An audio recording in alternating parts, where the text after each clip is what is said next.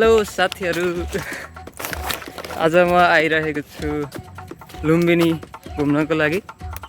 लुम्बिनीको गेटबाट म छिरिसकेको छु। मेरो पछाडि देख्न सक्नुहुन्छ गेट, र अब म अगाडि जाँदैछु। बाटो त धेरै लामो छ, त्यो मन्दिरको एरिया पनि धेरै ठुलो छ भन्ने सुनेको छु। लेट्स सी हैन के कसो हुन्छ। अहिले दिउँसोको 1 बजेको छ। 4 बजेसम्म सायद घुम्न सक्छु म। मेरो फर्स्ट टाइम नै हो यो लुम्बिनी मन्दिरमा।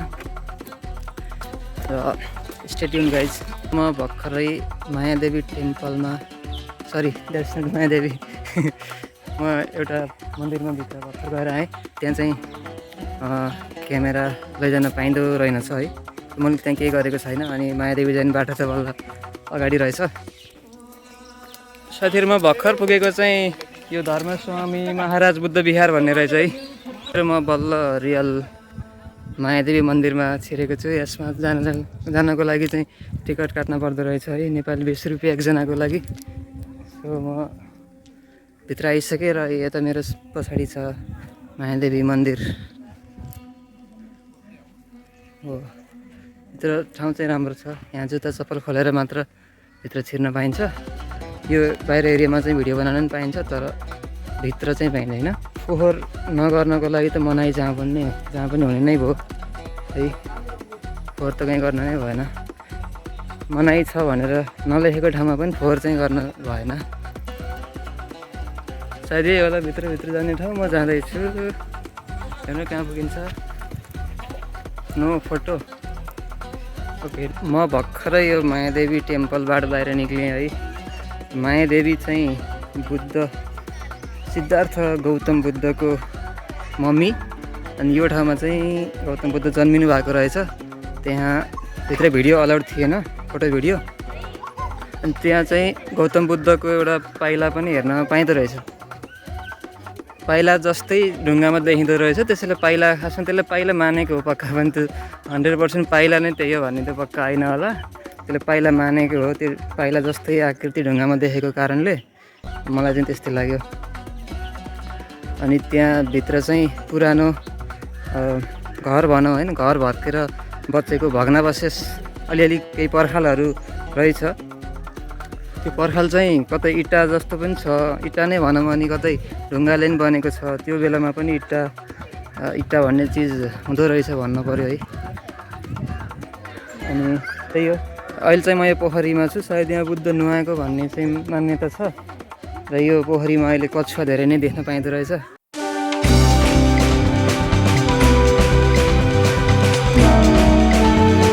साथीहरू, मेरो ब्याकग्राउन्डको यो रुखमा यो सब के भन्नेलाई थाहा छैन, यसको एक्ज्याक्ट नाम थाहा छैन। तर हामीले यस्तो चिजलाई ध्वजा पताका भन्न सक्छौँ। तर यसमा चाहिँ के लेखेको छ है, म त्यहाँ गएर हेर्छु। अनि त्यसमा लेखेको चिज म पक्का पनि सोध्नेछु कसै न कसैले आज। यसमा लेखेको मैले बुझ्नु त सक्दिनँ, 100% सक्दिनँ। सो म यो कसैलाई सोध्नेछु के लेखेको भनेर है। त्यसपछि भनौँला सरकारले। दोस्तों, यहाँ पर बहुत दूरी पर मंदिर हैं, बहुत ज़्यादा मंदिर हैं। शायद हमें नहीं मालूम हम वहाँ तक पहुँचेंगे कि नहीं लेकिन हम कोशिश करेंगे उधर जाने की। और मेरे हाथ में ये भी है, ये पता नहीं क्या है। मेरो पछाडि यो इँटाले बनेको यो के छ, यसको पछाडिको विज्ञान के हो, मान्यता के हो त थाहा छैन मलाई। अहिलेसम्म सोध्ने प्रयास गर्नेछु। तपाईँहरूलाई थाहा छ भने भनिदिनु होला। यो मायादेवी मन्दिरकै पछाडि वरिपरि नै हो यो भइरहेको चिज चाहिँ। यो भएको एकदम सानो ठुलो पनि छ। यो इँटाले बनेको कुनै गोलो छ, कुनै चारपाटे छ। त्यसपछि यसको साइडमा यो पिलर छ, यसलाई अशोक स्तम्भ भन्छ होला सायद है त। यो अशोक स्तम्भ है, यो अशोक स्तम्भ हो सायद। नाम पनि होला, नाम नहेरेर हो। देवताहरूका प्रियदर्शी अशोक राजा राज्यकालको 20औँ वर्षमा आफै आउनुभयो। यहाँ शाक्यमुनि बुद्धको जन्म भएकोले बुद्ध जन्म सङ्केतक शिलामा पूजा गरी यो शिलास्तम्भ स्थापना गर्नुभयो। यहाँ भगवानको जन्म भएकोले लुम्बिनी गाउँको बलि हटाई 8औँ भाग मात्र कायम गर्नुभयो भनेर लेखिएको रहेछ। लेख्ने भाषाहरू पनि फरक फरक छ। एउटा चाहिँ इङ्ग्लिस हो, अर्को भाषा मलाई थाहा भएन के हो। स्कुलमा पनि के लेखेको छ त आफ्नो भाषामा, त्यो म बुझ्न सक्दिनँ। अनि यो चिज यहाँ पनि छ है, यो मेरो जुन देखिरहेको छ नि, यसलाई के भन्ने, यो सब के भन्ने त्यही थाहा भएन। धेरै रहेछ यहाँ, बल्ल नोटिस गरेँ मैले, धेरै नै रहेछ। त्यो इँटाले बनेको थुप्रो थुम्को अब के भनौँ होइन, त्यस्तै। त्यसमा चाहिँ टेक्न सायद हुँदैन होला, तर यो चाहिँ यस्तो छ। यो एक ठाउँमा चाहिँ लुम्बिनी भनेर लेखेको रहेछ, एउटा स्ट्रक्चर हो, लेखेको छ लुम्बिनी। म यहाँ आइपुगेँ। यो पोखरीमा चाहिँ कमलको फुल पनि रहेछ है, तर धेरै होइन, 2-4वटा मात्र देख्न सकेँ।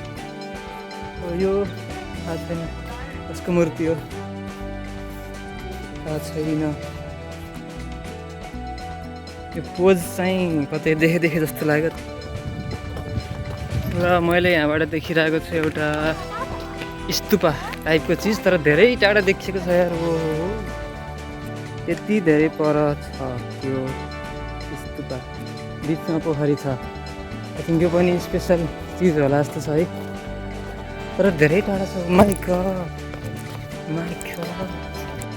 अनि मेरो अगाडि चाहिँ यो एक ठाउँमा आगो बलिरहेको छ, सायद यो सधैँ बोलि नै राख्ने चिज हो। अहिले निभेको चाहिँ कहिले हुँदैन होला है।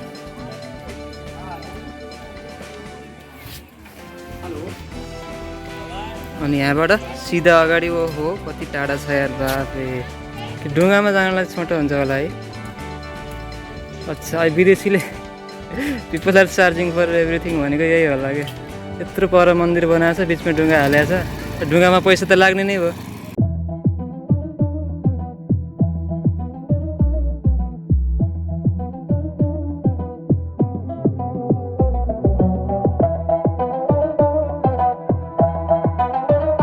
र साथीहरू, बुद्धको शिक्षा आफ्नो जीवनमा उतार्नको लागि धेरै केही गर्नु, मेहनत पनि गर्नुपर्ने छैन।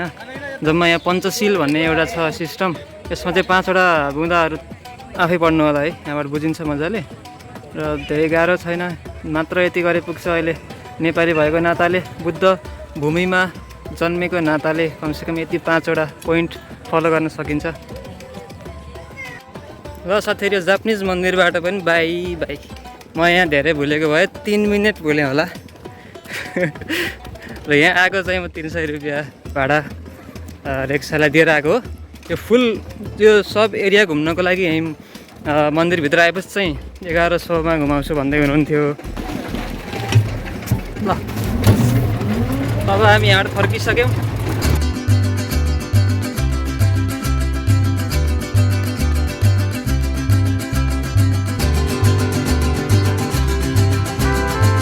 जुन मायादेवीको मन्दिरको वरिपरि थियो नि, थुप्रो इटाल बनेको, त्यसले चाहिँ ग्रुप अफ स्तूपा भनेर लेखेको रहेछ। अरूले पनि स्तूपा नै भन्दो रहेछ भन्नलाई। र त्यो ठाउँमा ध्यान बस्ने, यताउता होइन उपदेश आदान प्रदान गर्ने ठाउँ हो अरे भन्ने मैले थाहा पाएँ। साथीहरू, यो यतापट्टिको साइडमा चाहिँ त्यो मुण्डन गर्ने ठाउँ भनेर भन्दो रहेछन् है। र यहाँ सानो तिनो बजार जस्तो पनि छ, यहाँ सामानहरू बेच्दै हुनुहुन्छ मान्छेहरूले है। एकदम कमन सामान जानी पाइन्छ यस्तो चिजहरू है, कुनै नयाँ चिज छैन यहाँ, यहाँको प्रोडक्ट होइन यो। अनि त्यसपछि यहाँ मुण्डन हुन्छ, अनि यही ठाउँमा चाहिँ पकाएर खाने काम पनि हुँदो रहेछ। अनि त्यही भएर यो ठाउँ चाहिँ एकदम फोहोरो रहेछ है।